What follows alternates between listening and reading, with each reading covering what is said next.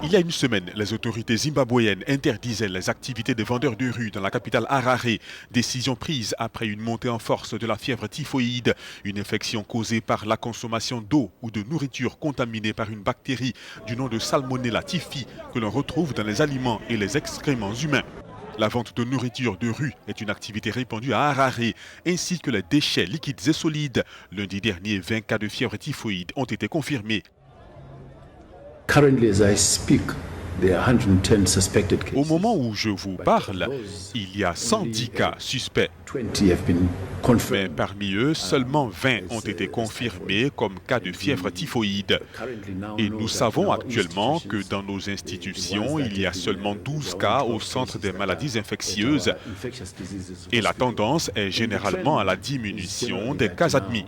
The number of cases that are being admitted has come down. Nous savons que la plupart des cas proviennent de la ville d'Harare et nous sommes satisfaits de la tendance à la baisse très marquée. And we're pleased that there is a very marked downward trend. Les vendeurs ambulants sont ciblés par les autorités qui affirment que ceux-ci représentent un risque car ne respectant pas les normes d'hygiène.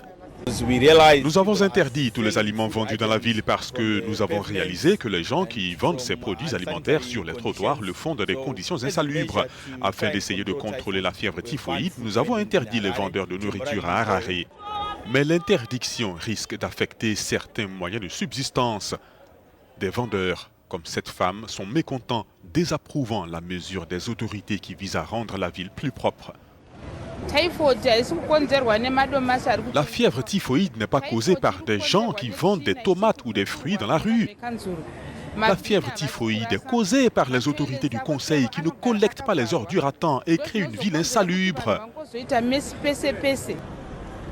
Les autorités d'Harare ne sont pas prêtes à prendre des risques. Une épidémie similaire avait sévi 2 ans auparavant, conduisant plus de 40 personnes à l'hôpital.